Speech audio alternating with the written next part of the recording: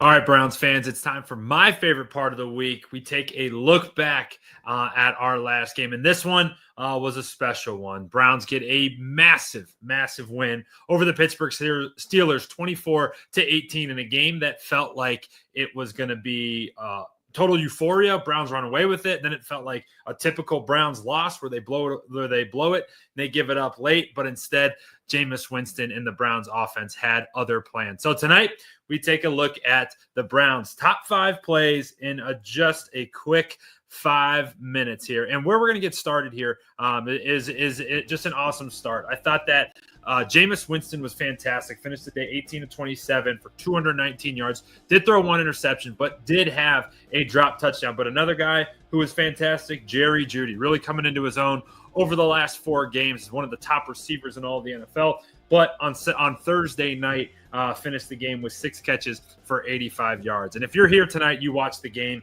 And the funniest thing that happened on Thursday night was the lake effect snow. Mother Nature had her way, and here's what it looked like. There's one clip to another. This is second quarter. This is third quarter. Just absolutely hilarious. And the fact that this is the way it looked was just totally hilarious. So we get it started with a awesome slant to the top here to Jerry Jeudy. And one thing that's been really impressive about Jeudy is not only his ability to catch the football, catch it in space, but do work after the catch. You see it here. Get this guy the ball in space and let him go make a play. He catches it, gets a couple extra yards, nothing crazy, but gets 5 or so extra yards, gets this thing rolling. And this is after Jameis had a tough start. Didn't get off to the hottest start, but in the second quarter, he really started to rip it. All right. Next throw. This is our number 4 throw. This is to Jordan Akins up the seam. And why I think this one is awesome is because, one, there's snow everywhere. You can't even see the field. It's really hard to throw a football when it's wet like it was now. But Jameis does an awesome job where instead of just dropping back and picking a side and going, he does a really good job of picking the zone side. As you look to the bottom of your screen, David Njoku is manned up at the bottom of your screen, but Jordan Akins is heading up the seam. And this is a typical cover 3 beater where you send a 4 verts look. You got guys going up 4 verticals up the entire way. On the outsides, if they win, awesome, take it. But on the inside, throw off of this safety. If this safety gets any depth to the right, you rip it left. If the safety gets any depth to the left, you rip it right. But instead, Jameis uses his good eyes, moves Minkah Fitzpatrick to the middle of the field, opens that seam up, and drops an absolute diamond there to Jordan Akins. Akins almost scores, but what do you know? Minkah goes low and makes the tackle. All right, throw number 3. I just say insane on this one. You can't even see the field. The field is not visible at this moment in time, but Jameis way up the seam. And this is a new face, Blake Whiteheart. Makes the catch, and this is awesome. Look at this from the back end. You get a sweet release here. Here's David Njoku, and here's Whiteheart here. You get this like twist release inside where Njoku goes to the flat, and then Whiteheart comes out at you and goes to the corner. But from this view, you get a great look at it where he gets just a little vertical, and Jameis trusts it. When you see the back of a defender's head like this, that just means your guy's wide open. Give him a chance and make a good throw. He does that, and look at that unbelievable catch. A huge play in the game, really shifting the momentum. All right, my number 2 best play, number 2 best play of the evening. It isn't a throw. It's a Jameis Winston scramble. Jameis drops back. We've all seen it to this point in time. Everybody's covered. Elijah locked up. Jerry locked up. David maybe going to break open, but Minkah looks to be like he's on him. Jamari Thrash locked up there. And what are you going to do? Instead of panicking and doing anything, Jameis takes off this way, and he just hardly escapes the rush of Herbig. Looks like we may get away with one, but the refs didn't see it. It doesn't matter. Jameis goes airborne, gets into the end zone, and the crowd and the boys up front are going crazy. Like this right there is so awesome. The boys are loving it. All right, let's go win a football game here, huh? How about this?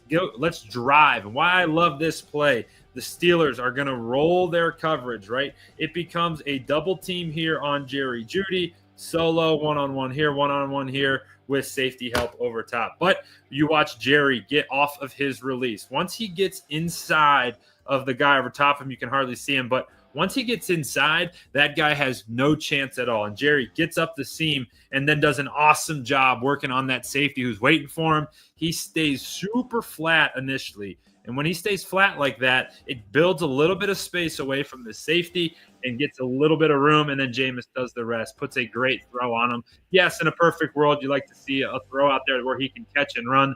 But at this point in the game, it is just get him the football and do so that he can move the sticks. All right, a bonus one. We get a bonus play in our 5 and 5. This one was just Jameis being Jameis. Again, hilarious clip here. You can't see anything, but Jameis is rolling right, and he pulls the trigger at the last second. He throws it to Jerry Jeudy. Now, Jerry does look pretty open here, right? A lot of space, but when that ball delivers, man, oh man, Jameis had to throw a dime out there. Maybe he saw the defender, maybe he didn't, but it doesn't matter. Jerry Jeudy gets up, makes an awesome catch, moves the sticks again. All right, last one of the night. We had to put this one in. This is the Nick Chubb revenge game, and it finished with a Nick Chubb exclamation point. Just on the outside, just on the outside of the goal line, Nick Chubb got them all the way down there. But he's got an opportunity to punch that thing in from 3 yards, and it's a little blurry, but you see Jameis and all of the boys getting after it and getting super excited for the win because it truly was a great team win. The Browns beat the Steelers 24-18 in a game that they just absolutely needed to have, and it was football heaven. The snow was coming down. The stadium was rocking. It was a really, really cool environment and a really good game for the Browns to come out with a victory. So for Cleveland, it's now next up. Where do you go from here? Well, you take a trip west to the mountains to take on the Denver Broncos on Monday Night Football. So one primetime game to the next, and we get the Cleveland Browns back in primetime. But until then, we are Cleveland Browns on SI. We'll have you covered all week long. It is Thanksgiving week, so I know everybody's busy, got a bunch of stuff going on, got a huge college slate, got family time, got food to eat, but we do know with Thanksgiving comes football, so we'll have you covered here on this site. So if you want to do me a favor, hit that subscribe button, hit that like button on our channel. We love bringing you content just like this. Also, head over to our website, si.com/NFL/Browns, where we have you covered with all of our written stories. I know the boys are working hard to keep covering the Cleveland Browns. But for tonight, that's our top 5 and 5. You get a bonus play and you get a little Nick Chubb action. Appreciate you jumping in and hanging out with me on Cleveland Browns on SI.